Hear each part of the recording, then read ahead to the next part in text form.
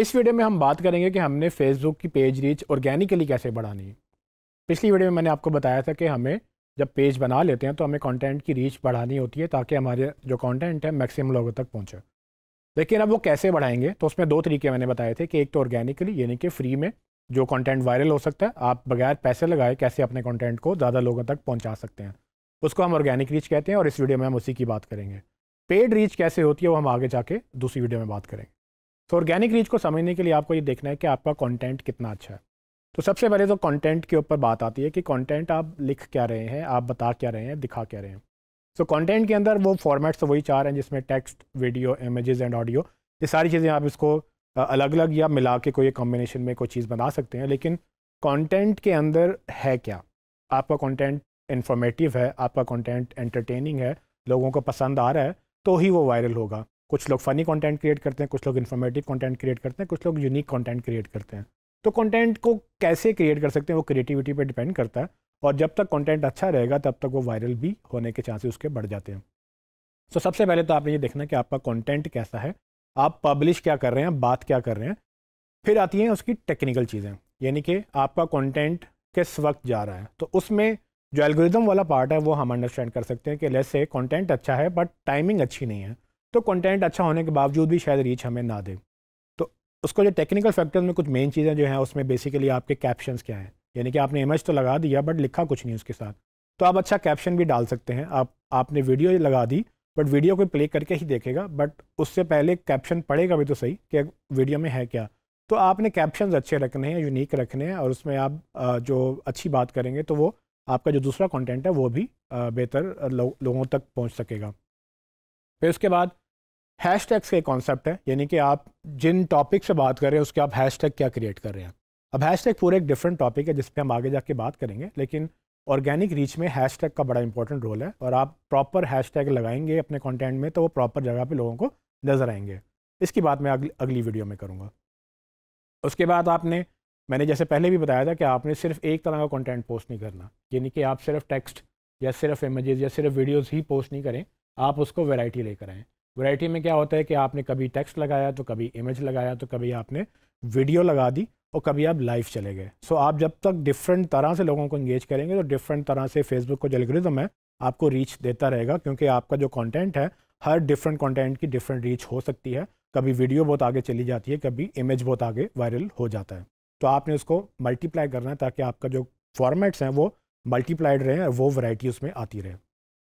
उसके बाद आप कॉल टू एक्शन ऐड करें। कॉल टू एक्शन बेसिकली यानी उसको बोलते हैं जिसमें हम कोई यूज़र्स को एक्शन लेने की बात करते हैं, यानी कि कॉल टू एक्शन, उसको हम कॉल करते हैं कोई एक्शन लो, तो उसको CTA भी बोलते हैं टेक्निकल ज़ुबान में। आप उसका एब्रीविएशन देखें तो CTA बेसिकली लोगों को मोटिवेशन होती है कि buy now, click here, visit now, ठीक है।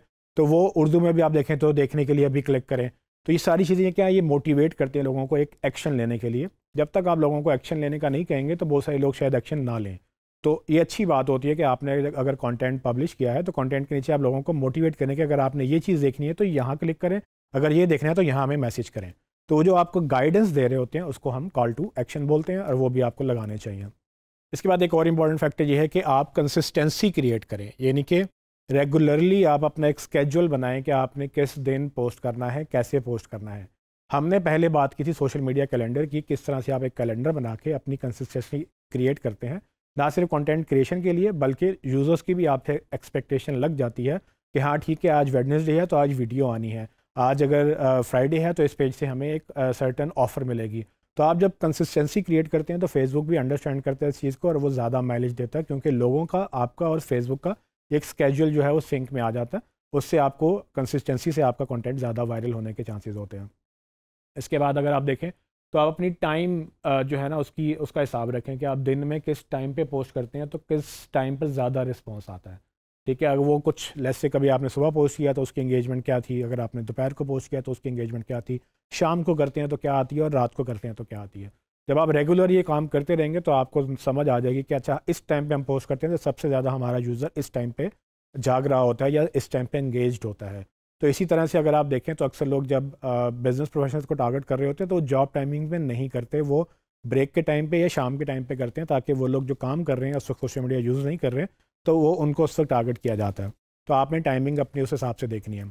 इसके अलावा आप वीडियोस और फेसबुक लाइव वगैरह के फीचर यूज़ करें, उससे आपको फेसबुक जो है वो डिफरेंट तरह से एक रीच देता है। अक्सर तो नोटिफाई भी करता है कि जी ये वाला पेज जो है वो लाइव चला गया, तो आपके यूज़र्स को एक नोटिफिकेशन भी जाता है।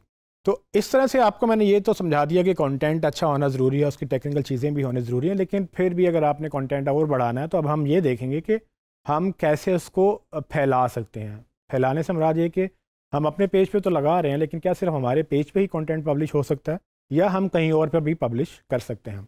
तो उसके लिए आपको कुछ चीज़ें समझनी होंगी। सबसे पहले लेट्स से कि आपको वायरलिटी का कॉन्सेप्ट समझना है कि कंटेंट वायरल कैसे होता है।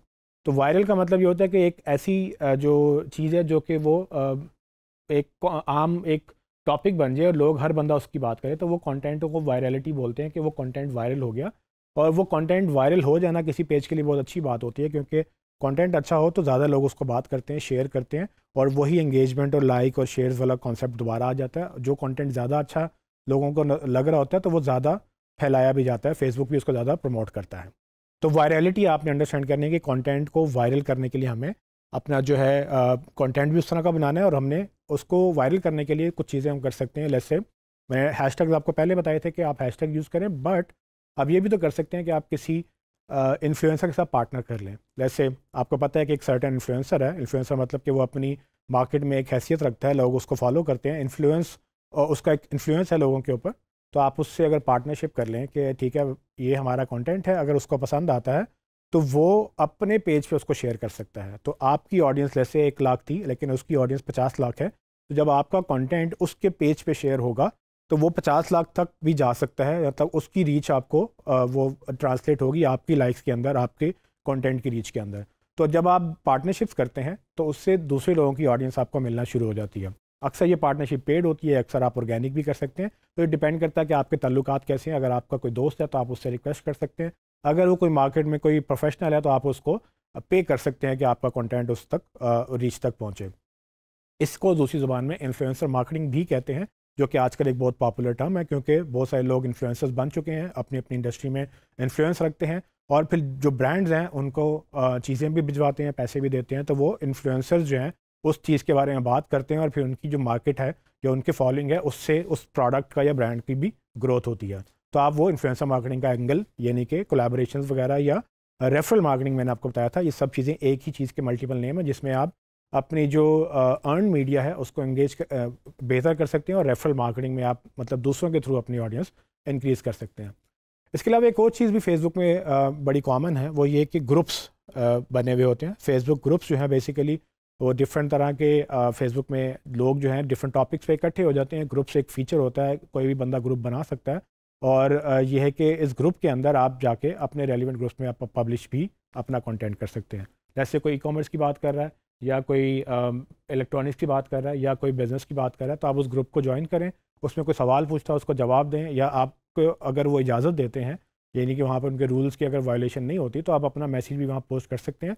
बट पोस्ट करने से पहले देखिएगा कि आपका जो ग्रुप है, वो ग्रुप एडमिन है, वो आपको अलाउ करे इस बात को, अदरवाइज़ वो बैन भी कर देते हैं। तो आप ग्रुप्स के थ्रू भी अपना मैसेज जो है वो फैला सकते हैं। तो फेसबुक में रीच लेने के बहुत सारे तरीके हैं, और फेसबुक के अलावा जितने भी सोशल मीडिया चैनल्स हैं उसमें ऑलमोस्ट सिमिलर चीज़ें ही होती हैं, और हर चैनल में मल्टीपल मतलब तरह से काम होता है, लेकिन काम गोल हमारा एक ही होता है कि हमने मैक्सिमम रीच लेनी है।